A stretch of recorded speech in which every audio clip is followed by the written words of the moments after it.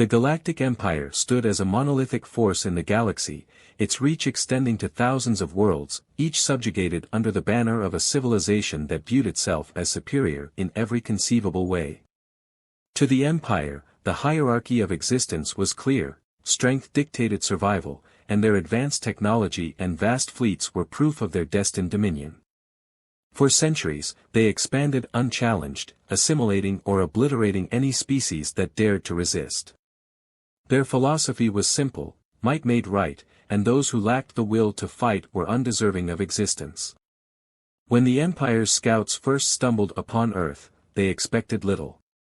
The humans were intriguing at first, their planet rich in resources and their technological progress modest but noticeable. Still, their attempts at diplomacy painted them as weak. The emissaries sent from Earth's governing bodies greeted the imperial representatives with gestures of peace, offers of trade, cultural exchange, and dialogue. To the Empire, these were not signs of intelligence but evidence of fear. To them, peace was the refuge of the powerless, a desperate ploy to avoid inevitable subjugation. The humans' lack of a unified front only reinforced the Empire's disdain. Earth was fractured into dozens of sovereign nations, each squabbling over borders and resources. This disunity was alien to the Empire, whose own society thrived on a rigid, hierarchical structure. When the emissaries returned to their capital to report on their findings, the emperor himself laughed at the absurdity of humans. A species divided among themselves, preaching peace and negotiation, was no species worth fearing. The empire's dismissiveness only grew when initial demands were made. Rather than submitting outright, Earth's leaders sought compromise. Treaties were drafted, concessions offered, and once again, diplomacy reigned. The Empire accepted these gestures not as signs of strategic thinking but as confirmation of humanity's cowardice. They granted Earth temporary autonomy in exchange for tribute, knowing that humans posed no threat to their expansion. This perception was cemented as Earth's global powers scrambled to adapt. Major nations invested heavily in strengthening their economies and infrastructure, funneling resources to appease the Empire rather than preparing for war. Many smaller nations capitulated entirely, eager to avoid conflict at any cost. Some governments even advocated for integration, arguing that subservience to the Empire was a better alternative to destruction. The Empire watched this unfold with smug satisfaction, its opinion of humanity sinking even lower. Yet, amidst the compliance, there were murmurs of resistance. The Americans, a historically independent and combative nation, did not respond to the Empire as others did. While their diplomats participated in peace talks, their leaders authorized covert programs to study the Empire's technology and strategies. In public, they played their part, but privately, they prepared for something the Empire could not fathom: defiance. The Empire's ignorance of Earth's cultural complexities proved to be a critical blind spot. They failed to recognize that humanity's history was not one of submission but of survival. Americans, in particular, had cultivated a legacy of resilience, forged through centuries of struggle against insurmountable odds. From revolutions to global conflicts, their identity was rooted in the belief that freedom was worth any cost. This was a nuance the Empire's rigid doctrine could not comprehend. The Galactic Empire continued to underestimate humanity, mistaking their diplomatic overtures for capitulation and their fragmented politics for weakness. They viewed the Americans' efforts as bluster, a meaningless display of posturing from a nation too small to matter. The seeds of their downfall were sown in that arrogance, a flaw deeply rooted in their belief that strength was purely a matter of firepower. For all their technological advancements and military might, the Empire failed to grasp the power of human determination, particularly when challenged by an enemy who underestimated them. What they dismissed as cowardice would soon reveal itself as strategy. What they saw as disunity would soon become the foundation for an unprecedented resistance.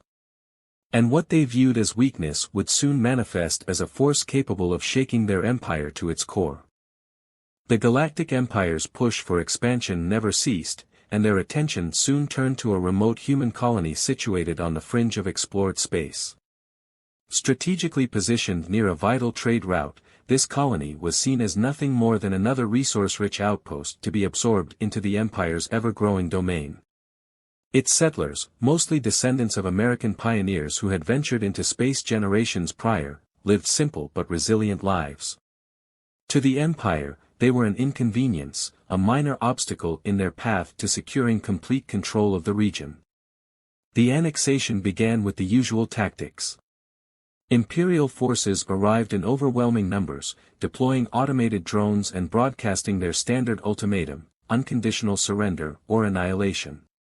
The colonists, caught off guard, resisted as best they could, utilizing outdated equipment and improvised defenses to slow the empire's advance. Their efforts were valiant but insufficient. Within weeks, the empire had established a foothold on the colony, dismantling its infrastructure and beginning the process of integration. Desperate and outnumbered, the colonists sent a plea to Earth. They bypassed official channels, knowing the slow-moving bureaucracies of global powers would offer no immediate help. Their message was direct and clear, an emotional appeal rooted in their heritage. They called upon the United States, the nation they still viewed as their protector, to intervene. The urgency of their situation left no room for politics or delay. For them, it was a fight for survival. Back on Earth, the response to the colonists' plight was divided. Many nations, wary of provoking the empire, urged caution. Diplomatic leaders proposed negotiations, advocating for a peaceful resolution that would spare Earth the wrath of imperial retaliation. Publicly, there was talk of brokering agreements and offering reparations. In private, most governments quietly resigned themselves to the colony's loss, unwilling to risk their own stability for a remote settlement. The United States, however, did not hesitate. The message from the colonists resonated deeply with a culture that valued independence and defiance. Their leaders understood that this wasn't just a battle for one colony, it was a test of humanity's resolve. With little fanfare and against the advice of international allies, America mobilized a task force. It wasn't the largest fleet, nor was it equipped with the most advanced technology, but it carried something far more potent: the will to fight. When the first American ships arrived, they met an imperial blockade that vastly outnumbered them. Conventional wisdom dictated retreat, but the Americans instead launched a series of bold strikes. Using tactics honed from centuries of asymmetric warfare, they disrupted the Empire's supply lines, disabled key command vessels, and exploited every vulnerability they could find. Their methods were unorthodox, leveraging ingenuity and adaptability over brute force. These initial skirmishes didn't just slow the Imperial advance, they humiliated it. The Empire's response was predictable. Convinced that these human rebels were acting out of desperation, they dismissed the attacks as little more than a nuisance. They increased their forces around the colony, expecting to crush the resistance quickly. Yet, with each engagement, the Americans grew more adept at exploiting the Empire's overconfidence. They anticipated Imperial strategies, leveraging their smaller, faster ships to outmaneuver and outthink the enemy. The colonists, inspired by the arrival of their defenders, joined the effort with a ferocity that caught even the Americans off guard. They sabotaged Imperial infrastructure, relayed critical intelligence, and turned their familiarity with the terrain into an advantage. What began as a one-sided occupation transformed into a war of attrition, with the Americans and their allies slowly turning the tide. Despite mounting losses, the Empire refused to take the Americans seriously. Their rigid hierarchy and deeply ingrained arrogance blinded them to the significance of what was unfolding. To the Imperial commanders, these skirmishes were an inconvenience, a minor detour on their path to total domination. They failed to see that this was not an isolated rebellion but the beginning of something much larger. The spark had been lit, and the fire was spreading. The American response to the Galactic Empire's aggression was nothing short of extraordinary. History had prepared them for this moment. From the guerrilla tactics of their Revolutionary War to the strategic ingenuity displayed in conflicts like World War II, Americans had built a legacy of turning the odds in their favor. They thrived in adversity, forging triumphs where others saw defeat. The lessons of these past struggles, of adapting to the terrain, exploiting weaknesses, and relying on innovation over sheer numbers, became the cornerstone of their fight against the Empire. From the outset, the Americans rejected the idea of meeting the Empire on its terms. They knew that matching the Empire's overwhelming firepower was impossible, so they chose to fight a war the Empire was unprepared for. Their fleets became phantom-like, striking where the Empire was weakest before disappearing into the void. Supply convoys were ambushed, communications disrupted, and key installations sabotaged. It was warfare stripped of tradition and convention, designed not for glory but for effectiveness. The Americans also turned to technology in ways the Empire hadn't anticipated. They hacked into imperial networks, spreading disinformation and sowing confusion among enemy ranks. Using repurposed civilian satellites and stealth drones, they monitored imperial movements and fed false intelligence into their systems.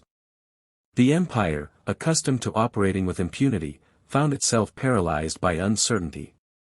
Their troops hesitated, their fleets were misdirected, and their once unshakable confidence began to waver. But it wasn't just technology that made the Americans formidable. It was the human element, their ingenuity, their tenacity, and their willingness to endure hardship for a cause greater than themselves. Individual soldiers became legends, adapting to battlefield conditions with creativity that no imperial algorithm could predict. Engineers turned scraps of salvaged imperial tech into improvised weapons, while medics pushed the limits of endurance to save lives under impossible conditions. These were not faceless drones or programmed warriors, they were people, driven by a moral clarity that contrasted sharply with the cold, mechanical precision of the Empire. The Americans also understood the psychological aspect of war. They studied their enemy, learning how to exploit their rigidity and arrogance. Propaganda was a key tool, with intercepted imperial broadcasts re-edited and sent back to sow dissent among the rank and file. They highlighted imperial losses, exaggerated the scope of resistance, and planted seeds of doubt in the minds of soldiers who had been taught to believe in their invincibility. This war was not just fought in the physical realm, it was a battle for perception, and the Americans excelled at shifting the narrative. As the conflict dragged on, the Empire began to feel the strain. What had started as a routine conquest had become an unrelenting nightmare. Imperial fleets, designed for large-scale engagements, were ill-equipped to counter the Americans' hit-and-run tactics. Commanders accustomed to absolute control found themselves outmaneuvered at every turn, their strategies rendered obsolete by an opponent who refused to play by the rules. The Empire's initial shock gave way to a grudging respect, though they refused to admit it openly. Reports from the front lines painted a picture of humans who were not only surviving but dismantling their forces with precision. Each victory, no matter how small, was a testament to the Americans' ability to adapt and persevere. It was a lesson the Empire had not encountered in centuries. Strength was not just a matter of numbers or technology, it was a matter of will. Yet, even as the Americans pushed the Empire back, they did so with purpose. This was not a war of conquest or vengeance but a fight for survival and self-determination. Their actions carried a moral weight that resonated beyond the battlefield. The colonists they defended saw them as heroes, not because they were invincible but because they embodied the ideals of resilience and justice. In contrast, the Empire's soldiers, bound by duty and fear, began to question the purpose of their campaign. The Americans' relentless pressure forced the Empire into a position they had never faced before. Their once unassailable aura of dominance was shattered, replaced by a growing awareness that this war could not be won through brute force alone. The humans they had dismissed as weak were proving themselves not only capable but ruthlessly effective, turning every imperial assumption about warfare on its head. The Empire had underestimated them, and now they were paying the price. The Americans' defiance, initially viewed as reckless bravado, began to shift the balance of power in the galaxy. Their resistance sparked a ripple effect across Earth and beyond. Other nations, once reluctant to confront the Empire, started to reconsider their positions. Covertly, they funneled resources to the American war effort, supplying advanced materials, intelligence, and even personnel. While diplomacy and official channels remained passive, these quiet acts of support hinted at a growing belief that perhaps humanity could stand against the empire after all. This newfound unity wasn't just symbolic, it had tangible effects. With additional resources and expertise, the Americans accelerated their efforts to reverse engineer imperial technology. Their scientists and engineers worked tirelessly, dissecting captured weapons, ships, and communication systems. It wasn't long before they achieved breakthroughs that leveled the playing field. Shields, propulsion systems, and energy weapons, once thought beyond human capability, were integrated into Earth's fleets.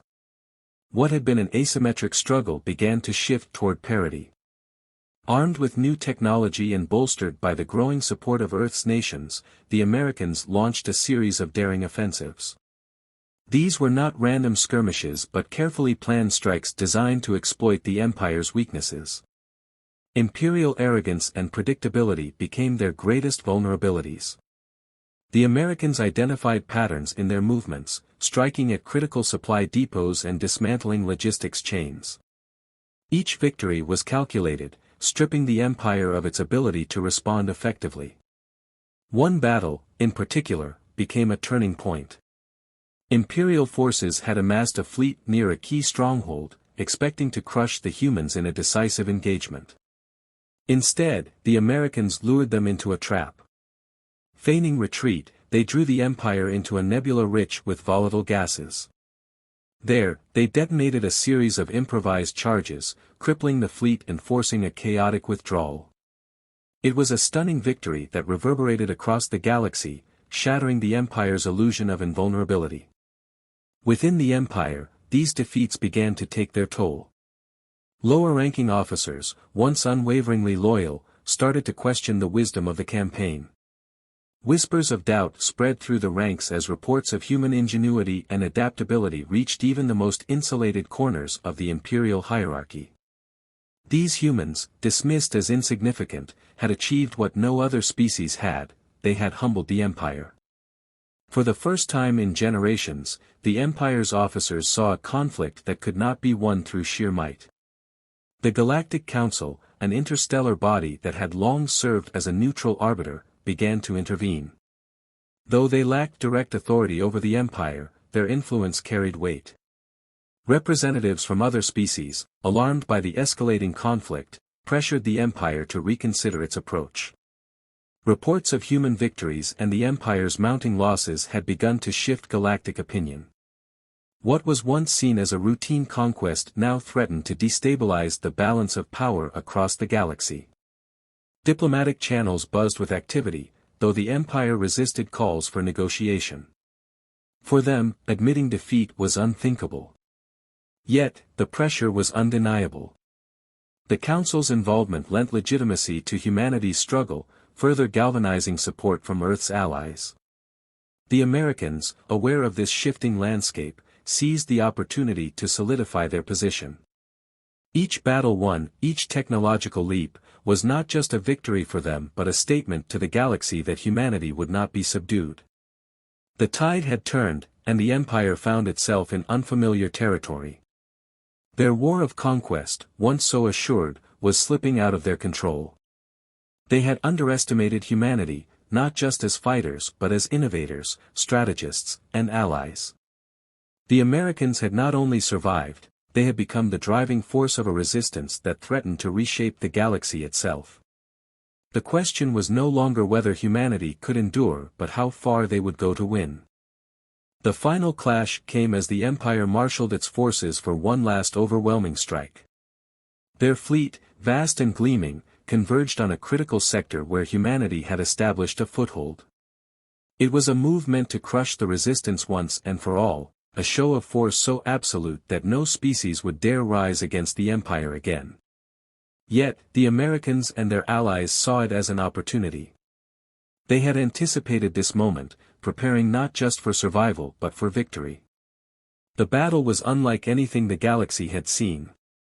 While the Empire's forces relied on sheer numbers and firepower, the Americans employed a symphony of tactics, deception, precision strikes, and relentless adaptability. Swarms of drones outfitted with reverse-engineered Imperial tech disrupted enemy formations, while stealth bombers infiltrated the heart of the fleet to strike at command vessels.